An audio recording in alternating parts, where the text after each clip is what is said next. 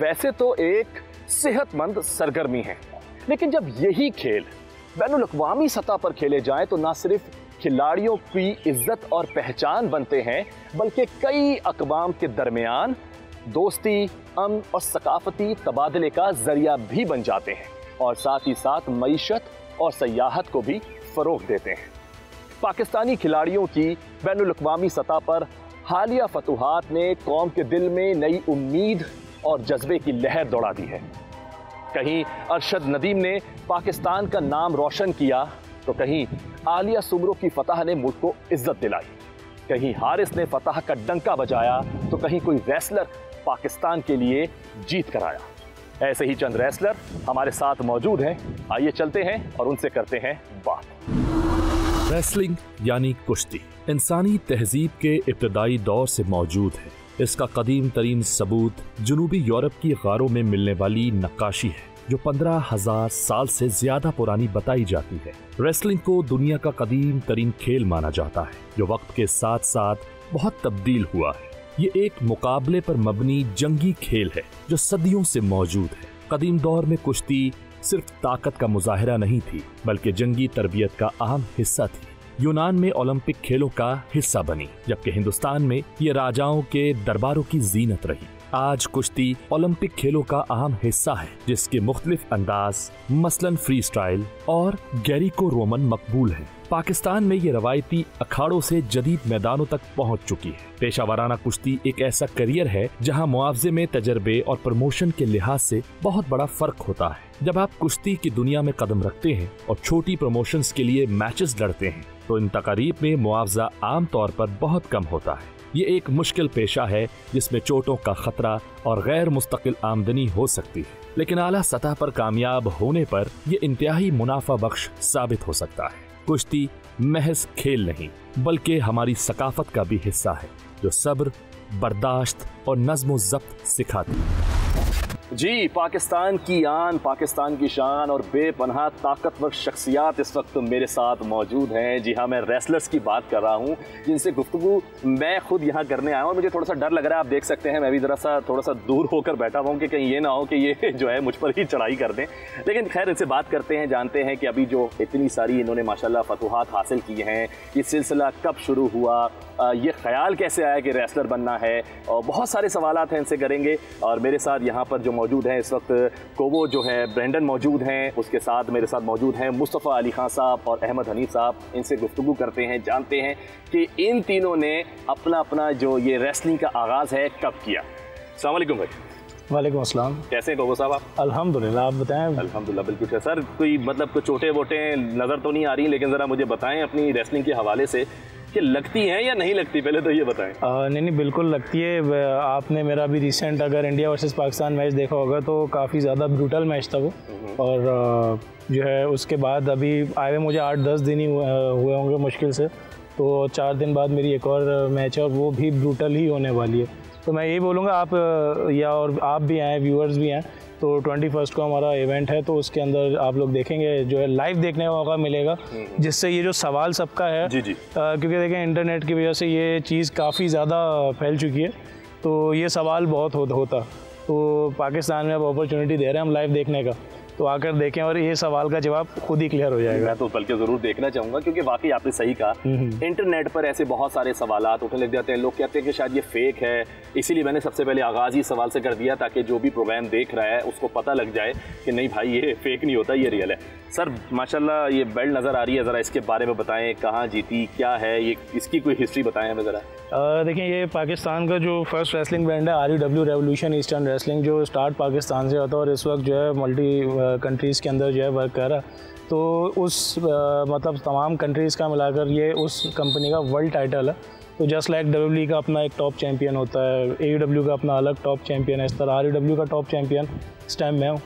तो और 3 साल मुझे ऑलमोस्ट हो गए इस टाइटल को विन किए हुए, और ऑलमोस्ट 24+ ओपोनेंट्स के अगेंस्ट मैं इसको डिफेंड कर चुका हूँ, जिसमें Dubai, Qatar, Sharjah, Mexico, Pakistan के तो हीरोज़ हैं ही, और जो है अभी रिसेंटली इंडियंस, और इस पूरे 3 साल के अंदर 2 इंडियंस के अगेंस्ट मैं इसको डिफेंड कर चुका हूँ, और 21 को ये मेरा इसी टाइटल का डिफेंस है।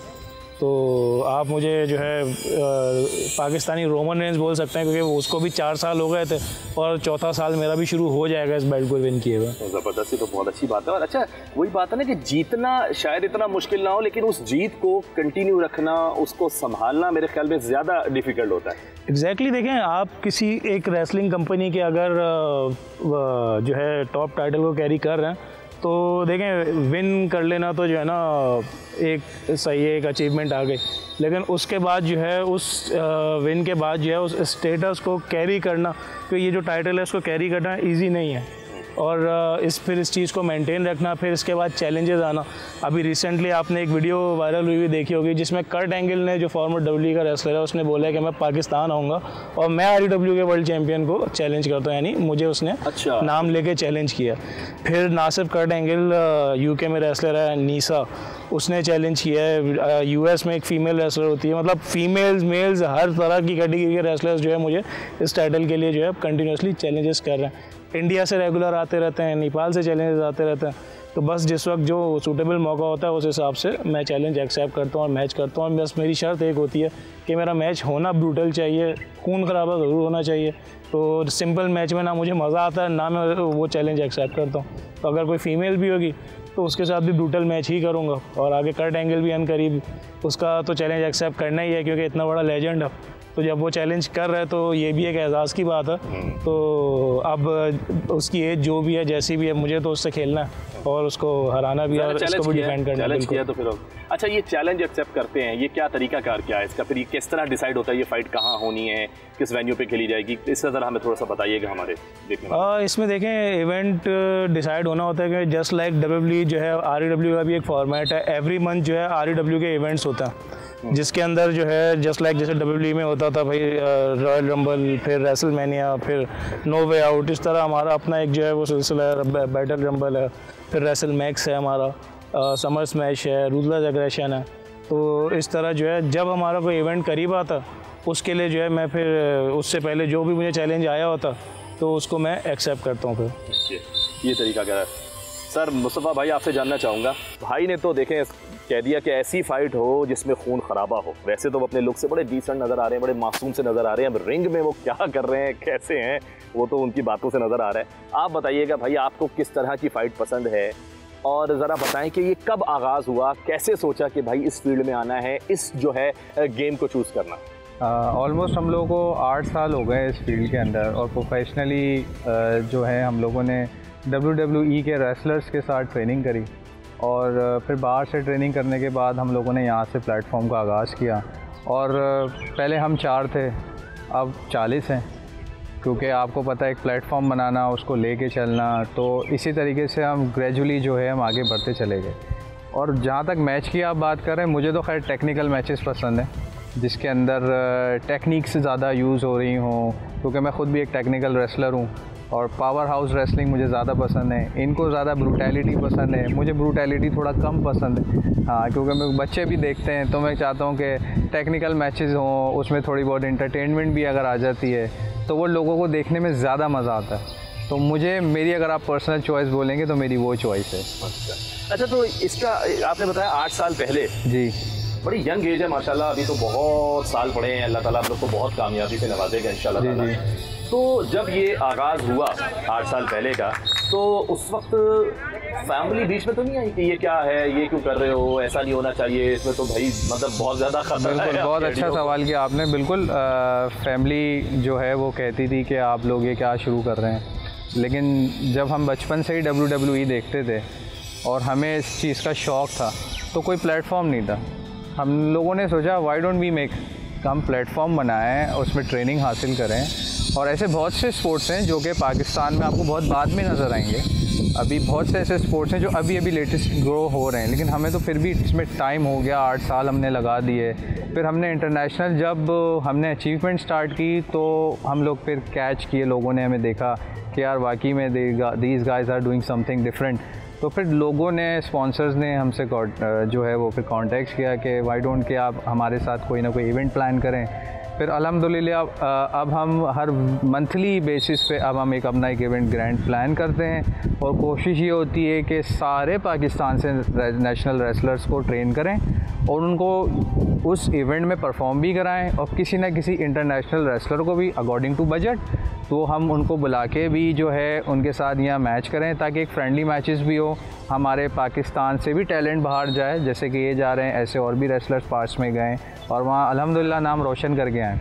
इसी तरीके से हमारा स्पोर्ट जो है ग्रो कर रहा है। और जहाँ तक रही बात, अगर आप अगला सवाल आप मुझे पता यही करेंगे कि गवर्नमेंट का क्या लेना देना है इसमें, गवर्नमेंट कितनी सपोर्ट करती है, तो गवर्नमेंट भी सपोर्ट करती है, ऐसी बात नहीं है कि मैं बिल्कुल ऐसी बात बोलूँ। लेकिन ऑब्वियसली जब दूसरे स्पोर्ट्स पे ध्यान जब ज़्यादा होता है तो उसमें पार्टी थोड़ी कम होती है, लेकिन स्टिल गवर्नमेंट्स के जो लोग होते हैं वो आते हैं, हमें अप्रिशिएट करते हैं, हमारे लिए यही बहुत है। तो वो हमें उससे जो है खुशी मिलती है कि कोई मिनिस्टर आके अगर हमारे इवेंट में आता है, उसको हमें एटलीस्ट रिकॉग्नाइज़ कराता है, तो हमें बहुत खुशी होती है और हम लोग फिर उनके साथ सामने बहुत अच्छा परफॉर्म करते हैं।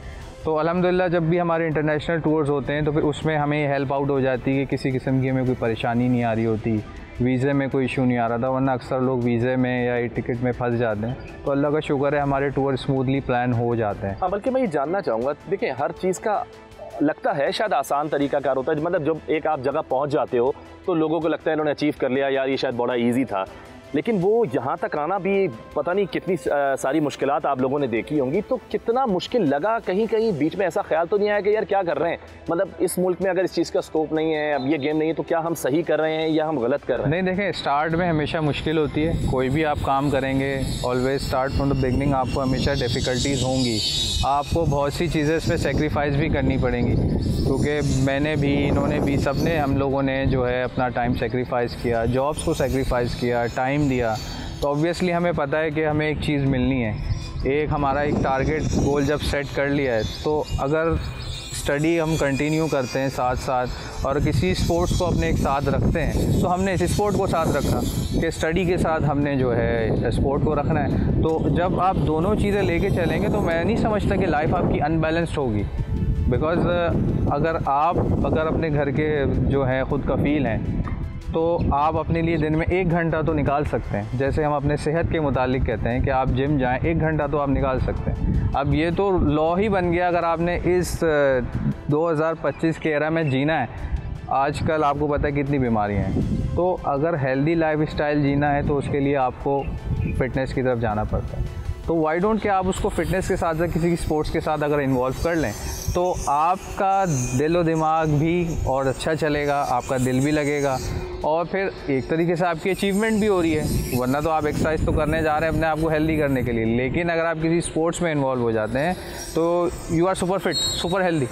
तो मैं लोगों को यही गाइड करता हूँ कि आप लोग किसी न किसी स्पोर्ट में ज़रूर अपने आप को इन्वॉल्व करें, लेकिन स्टडी जाहिर सी बात है वो एक ज़िंदगी का हिस्सा है, उसको तो आपने कंटिन्यू कर दी। तो अल्हम्दुलिल्लाह आपको जितने भी रेसलर्स मिलेंगे ऑलमोस्ट सब यहाँ पे मिनिमम ग्रेजुएशन किए हुए ही मिलेंगे। अच्छी बात है, अच्छी बात है, क्वालिफाइड है, अच्छी बात है, ये ज़रूरी है ताकि आप जाहिर सी बात है सिर्फ पाकिस्तान में एक शहर में तो लड़ाई नहीं लड़ रहे, आप पूरी दुनिया में जा रहे हो, मुल्क को रिप्रेजेंट कर रहे हो, तो जाहिर सी बात है ये ज़रूरी होना चाहिए, अच्छी बात है जी। गुफ्तगू का सिलसिला भी जारी है, लेकिन यहाँ वक्त हुआ एक छोटे से ब्रेक का, ब्रेक के बाद मिलते हैं।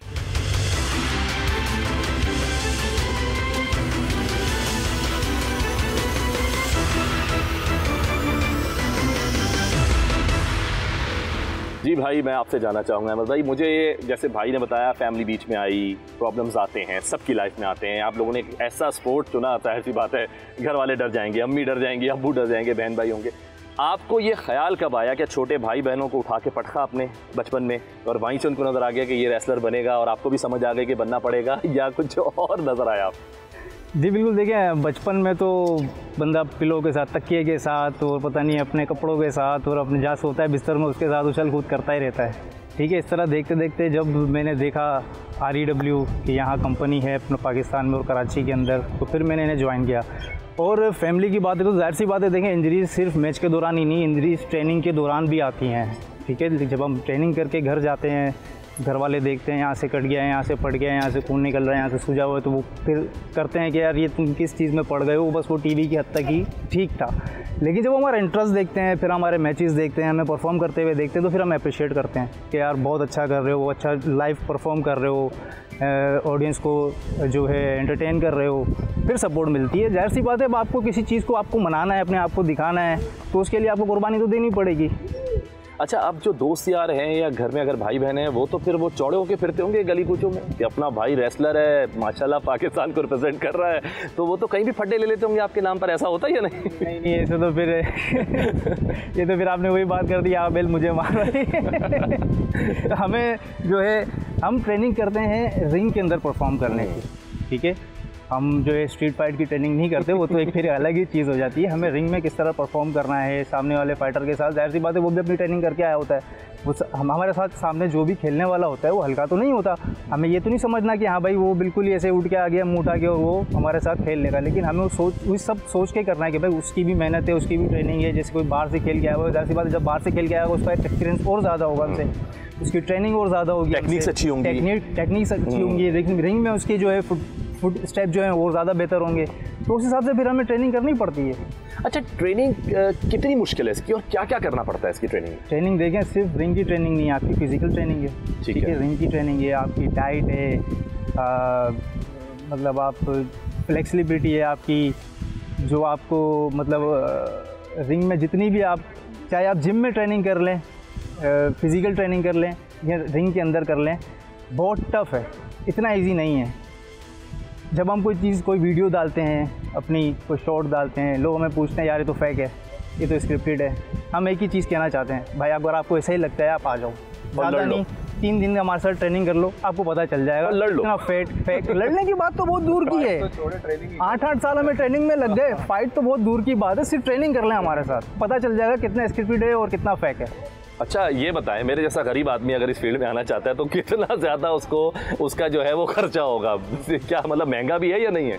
नहीं, ज़रूरी नहीं है आप इसको महंगा बोले, आपके अपने पर डिपेंड करता है। देखें, आप हेल्दी चीज़ें खाइए, जो घर में बनती हैं हेल्दी चीज़ें, मार्केट में भी मिलती है। ज़रूरी नहीं कि आप महंगी चीज़ें लेके खाएं, प्रोटीन के सप्लीमेंट्स एंड प्रोटीन के डब्बे हो, ज़रूरी नहीं है। आप नेचुरल हेल्दी चीज़ें खाइए, चिकन है, एग है, जो आपको आसानी से मार्केट में मिल जाती है, जो आपके घर में रोज़मर्रा की ज़िंदगी में बनता है, आप उसमें से लेके खाइए, कोई मसला नहीं है। अब तक कितने टाइटल जीत चुके हैं? सर मैं तकरीबन 3 टाइटल जीत चुका हूँ, ROS और ईस्टर्न और फाइट और डाइट। और कितने हारे हुए हैं? ये नहीं बताएंगे। जहाँ देखें, हार और जीत के वजह से फाइट है ही नहीं ना, ठीक है। मैदान में जब 2 लोग उतरते हैं, उसमें से एक को हारना है, एक को जीतना है। अच्छा, जीतने के बाद क्या सोचते हैं, हारने के बाद क्या सोचते हैं, दोनों चीज़ें ज़रा बताएं। हारने के बाद ये सोचता हूँ कि और मेहनत करनी है, जीतने के बाद ये सोचता हूँ कि दूसरों के लिए भी मेहनत करनी है, यानी और लड़के जैसे हमारी पाकिस्तान में और टैलेंट है, वो करना चाहते हैं, मेरा दिल करता है कि मैं उनको सिखाऊं, वो आए मुझसे सीखें, कोई मसला नहीं है। जीतने के बाद तो यही होता है कि यार हमारे जिस तरह हम यहाँ खेल रहे हैं, हम भी देखें कि यार हमारा जो है जिसको हमने ट्रेन किया है उसकी परफॉर्मेंस भी तो हम देखें ना। तो जीतने के बाद ये होता है कि यार हम कुछ करेंगे औरों के लिए भी। हारने के बाद ये होता है कि यार लगता है शायद कोई कहीं कमी है, तो और मेहनत करनी चाहिए। अच्छी बात है। अच्छा, ये बताएं, जब फाइट हो रही है और बहुत ज़्यादा गहमा गहमी हो गई है, ज़ाहिर अब दोनों ही जीतने के लिए लड़ रहे हैं, तो कभी उस बीच ऐसा ख्याल तो नहीं आया, कभी एक डर सा हुआ हो कि यार कोई इंजरी ना हो जाए, ये ना हो जाए, कोई ऐसे ख्यालात आते तो नहीं है?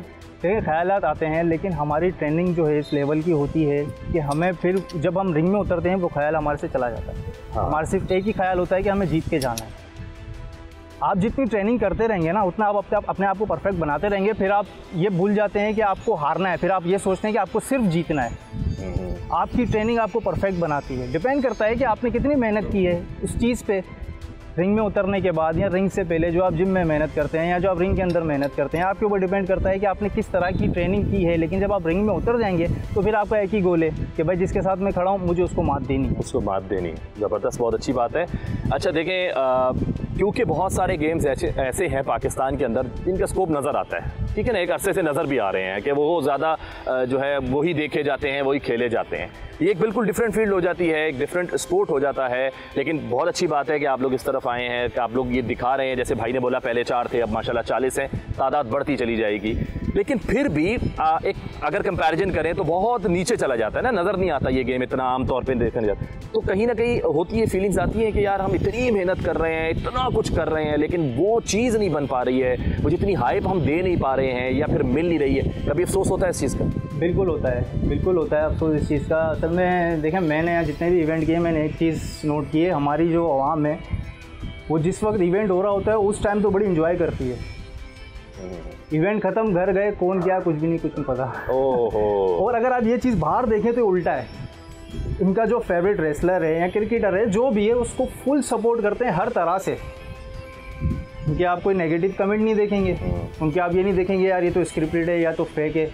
ये हमारे यहाँ पाकिस्तानियों का मैं बोलना तो नहीं चाहिए, लेकिन जो बात है वो सच है। ठीक है, हम कमेंट्स देखते हैं अपने सोशल मीडिया पे कि यार ये तो फेक है, ये तो स्क्रिप्टेड है, ये तो मजाक कर रहा है, ये क्या था, तो थोड़ा सा डिसार्ड होता है। लेकिन मैं एक ही बात वही कहूँगा कि भाई अगर आपको ऐसा ही लगता है, आप आओ हमारे साथ ट्रेनिंग करो। हम तो कहते हैं कि हमारी टीम 40 नहीं 400 की हो जाए।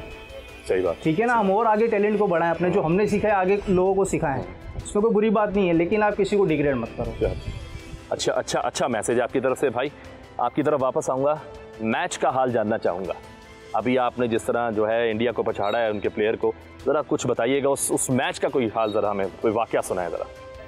देखिए, मैच जो है काफ़ी अच्छा रहा और काफ़ी स्ट्रगलिंग मोड में था मेरे लिए, क्योंकि जाने से पहले जो है मैं शायद मेरी प्रैक्टिस में कुछ कमी रह गई थी। क्योंकि डेफिनेटली देखें, मैच से 2 घंटे जब मेरी फ़्लाइट थी उससे 2 घंटे पहले मेरी इसी जगह पर हमारी प्रेस कॉन्फ्रेंस थी 21 वाले रेसलमैक्स वाले इवेंट के लिए।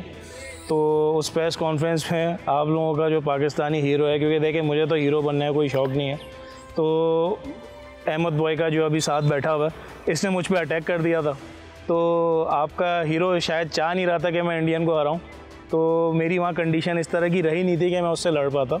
लेकिन खैर उसने काफ़ी अटैक किया, मैंने भी कमबैक मैच में किया। और सबसे अच्छी चीज़ ये थी कि वहाँ की ऑडियंस मेरे फुल सपोर्ट में थी, जबकि पूरी हिंदू ऑडियंस थी, तो पूरा जो है वो जो है मेरे सपोर्ट में थी। और 2 दफ़ा तो उसमें जो इंडियन था उसने मुझे जो है वो लो ब्लो मारा, जो अलाउ नहीं होता।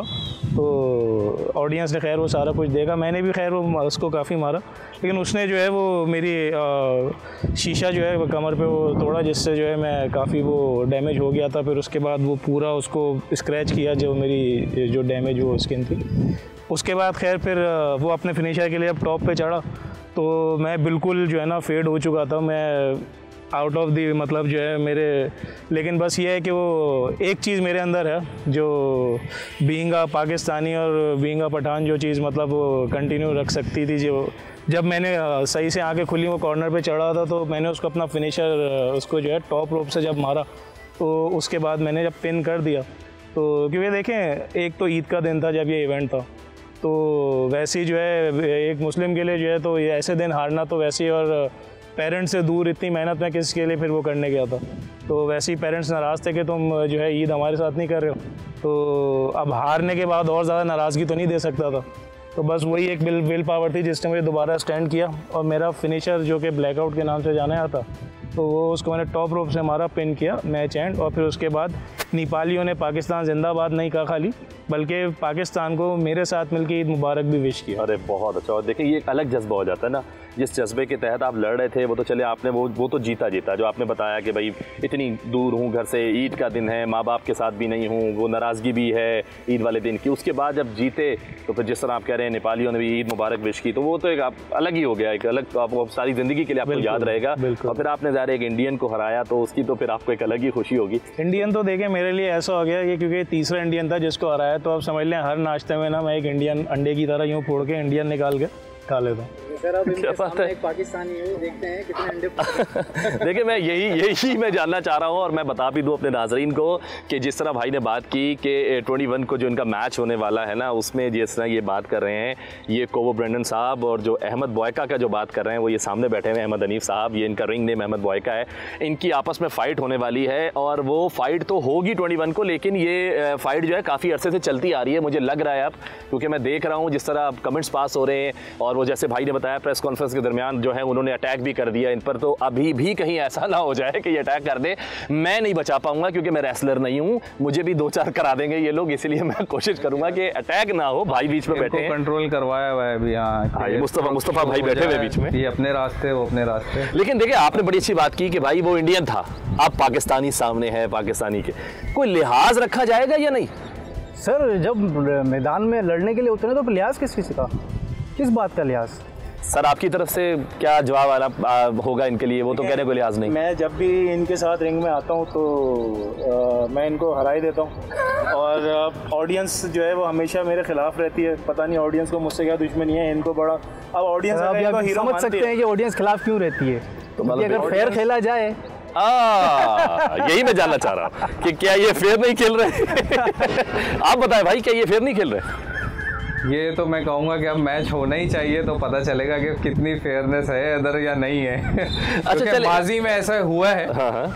क्योंकि ऑब्वियसली अभी तो ये रिसेंटली जीत के आए हैं, लेकिन चूँकि इन्होंने ब्लड मैच करने, इनका एक अंदाज़ है अपना, तो वो थोड़ा टेक्निकल है। वो कोशिश करते हैं कि मैं अपनी टेक्निकलिटीज़ के साथ जो है अपने मैच को एंड करूं। चलिए जी, आप लोगों से बातों का सिलसिला तो माशाल्लाह बड़ा अच्छा लग रहा है, चलता रहेगा। मैं ज़रा यहाँ एक ब्रेक ले लूँ क्योंकि अभी इस वक्त जो है वो ज़रूरी हो गई है ब्रेक, क्योंकि गर्मा गर्मी सी बढ़ती हुई नज़र आ रही है जी।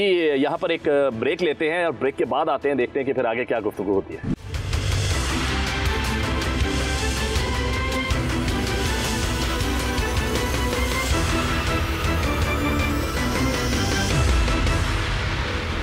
ये दोनों जो है ना एक चीज़ मिस कर रहे हैं यहाँ पर जो अभी ना, इन दोनों के चेहरों पे एक सुपर किक पड़नी चाहिए। क्यों? वो चीज़ अभी नज़र नहीं आएगी इवेंट में, आप देखिएगा दोनों नीचे होंगे। वो एक बंदा क्या कर लेगा, वो तो इवेंट वाले दिन देखेंगे। अच्छा देखिए, वो भाई ने स्टार्ट में भी ये बात की कि भाई वो बड़े खून खराबे वाले पसंद करने वाले बंदे हैं कि भी चीज़ें खून वून निकले, दांत वांत टूटे हुए ये। लेकिन इस इवेंट में जो है मुझे पता है अहमद बॉयका जो है टाइटल ले जाएगा।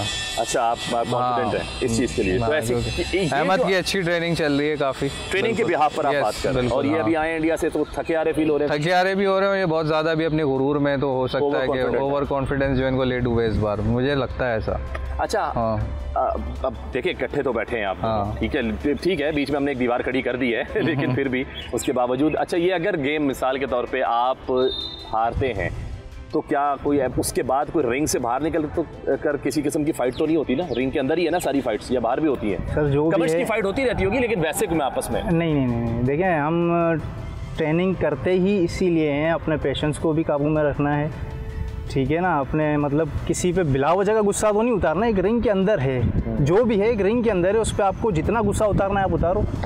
लेकिन ऐसे लोगों के लिए बाउंड्रीज भी हम क्रॉस कर जाते हैं, कोई मसला नहीं है। मतलब अच्छा ये नहीं, वो तो उनके लिए तो कोई बाउंड्रीज है ही नहीं ना, फिर चाहे रिंग हो के रिंग के बाहर हो, उनको तो किसी भी तरह जीतना है, फिर उनके लिए रूल्स क्या हैं? भाई मुझे डर लग रहा है क्योंकि एयरपोर्ट लेने तो हम खुद भी गए थे, ऐसी बात नहीं है, रिसीव हमने किया, लेकिन वहाँ पे फिर कहानी खत्म हो गई थी ना, अब फिर कहानी दूसरी शुरू। मतलब लेकर आए बाहर, वो आ गए, आपने हाथ पकड़ के बोला आज से तू मैं अलग। तो वो अब तो इनको अब ये भाग रहे हैं कि नहीं है, अब देखते हैं इवेंट वाले दिन ये कर पाते नहीं कर पाते। आखिरी हथियार एक सुपर किक इनके लिए बाकी है भाई। ये सुपर किक की बातें यहाँ तक पहुँच गई हैं भाई, अल्लाह खैर करेगा। अच्छा चले, मैं आपसे ये पूछना चाहूँगा, जानना चाहूँगा खास तौर पर कि क्या क्या चीज़ें इस्तेमाल हो सकती हैं और क्या क्या नहीं फाइट के दरमियान? फाइट के दरमियान तो जो हमारी स्टील चेयर्स होती हैं, टाइल्स होते हैं, थंब पेन्स होती हैं, ट्यूब लाइट्स होती हैं, बेंचेस हैं, चेयर्स हैं, एवरीथिंग, मतलब जो जिसको जो नज़र आ जाता है वो उठा लेता है। तो ये काफ़ी खतरनाक हो सकता है, अगर खुदा ना खास्ता अल्लाह ना करे सर पे तोड़ रहा है, कोई मार रहा है, कुछ इसमें तो इंसान की जान भी जा सकती है। क्या ये इतना खतरनाक है? बिल्कुल है, लेकिन इसमें भी देखें ट्रेनिंग होती है कि आपने जो है किस जगह पे हिट करना है, ठीक है। हमने नुकसान पहुंचाना है लेकिन उसको जान से नहीं मारना है। एक तरीका है एक गेम का, तो इसलिए मैं कहता हूँ कि इसमें ट्रेनिंग वो जो है बहुत टेक्निकल है, बहुत टेक्निकल है, ये इतना आसान नहीं है ऐसे इतना लोगों को लग रहा है। और ये फेक नहीं है, ये रियल है सारा। और जिस तरह वो बता रहे हैं अपने बारे में कि जिस तरह उनको चोटें लगी हुई हैं, इंजरीज होती हैं, उस इंजरीज से खड़े होते हैं, इतनी सारी इन्होंने मेहनत की है और ये वाकई ही टेक्निकल है। इसको जो है ना वो आम तौर पर हम जो हमारे फड्डे होते हैं बस वो भी ख़तरनाक ही होते हैं, लेकिन ये रेसलिंग की ज़रूरत में हम घर पे ना ही करें तो अच्छा है। बहरहाल जी, अच्छा मुझे आपसे मैं बस ये जानना चाहूँगा, कोई एक ऐसा गेम, कोई एक ऐसा वाक़या जब आपको लगा हो कि नहीं यार अब बस इसके बाद मुझे छोड़नी पड़ेगी, मेरे बस की बात नहीं है? वो इन्हीं की तरफ से था।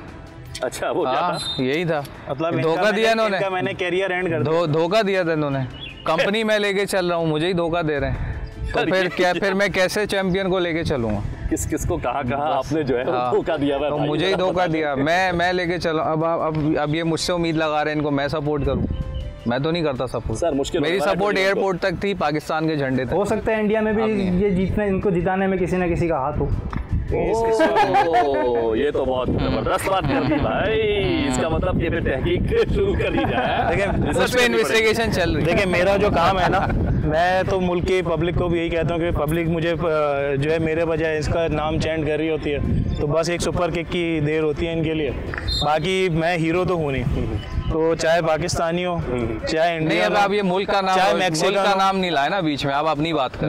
मैं कोई भी हो, मुल्क की बात है तो हम आपके साथ खड़े। देखिए आपने जिस तरह आपने WWE में लेजेंड किलर देखा है ना, इस तरह पाकिस्तान में हीरो किलर हूँ। कोई भी पाकिस्तानी हीरो भी क्यों ना हो, मेरा काम सिर्फ हीरोज को अंडे की तरह। तो आप विलेन ही हुए ना, आप हीरो तो नहीं हुए। भाई ये सुबह से अंडे तोड़ रहे हैं, अंडे की तरह खा जाएंगे। चले जाते जाते भाई मुझे आप दोनों अपनी फाइट के हवाले से एक दूसरे को क्या मैसेज देने वाले भाई, जरा दे दें।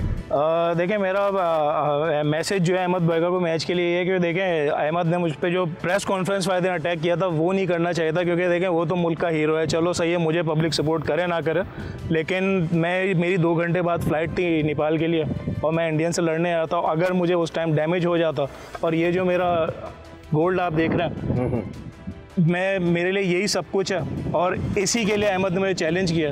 तो बस कुछ भी हो, अहमद को मैंने हराना ही है और ये जो है मेरे पास सिर्फ एक यही चीज़ है, and I will never loose it. ये मेरे ही पास है कि ये मेरे ही शोल्डर्स के लिए बनी है। Ahmed, you can not take this from me. Sir मैं सिर्फ इतना कहना चाहूँगा कि जो प्रेस कॉन्फ्रेंस की बात रही, तो जब हाथ उठाया गया मुझ पे तो मैंने उसका जवाब दिया है सिर्फ, और इतना लंबा लेक्चर तो मैं नहीं दूंगा। बस यही कहूँगा कि रिंग में देखते हैं क्या होता है। रिंग में देखते हैं कि क्या होता है। ये बेल्ट, ये गोल्ड, ये गुरूर, ये उनकी मेहनत वो आप तक नहीं जाने देंगे, उन्होंने साफ कह दिया है। अब ये वाकई मैच के दिन ही पता चलेगा कि भाई कौन विन करता है और कौन लूज़ करता है। लेकिन चलें, आप में से कोई भी जीते, हमारा मुल्क ही जीतेगा, क्योंकि आप दोनों हमारे सुपरस्टार हैं माशाल्लाह। आप लोग हमारे हीरोज़ हैं और हमारी दुआ यही है आप लोगों के लिए कि आप लोग हमेशा इसी तरह मुल्क का नाम रोशन करते रहें। दुनिया में जहाँ भी जाएँ पाकिस्तान का झंडा फतह के नाम से जो है वहाँ गाड़ कर आएँ, ताकि लोगों को पता लगे कि माशाल्लाह ये पाकिस्तान का टैलेंट है, ये पाकिस्तान के हीरोज़ हैं। आप लोगों से मिलकर बहुत अच्छा लगा और आप लोगों की आने वाली तमाम फाइट्स के लिए best of luck. Thank you.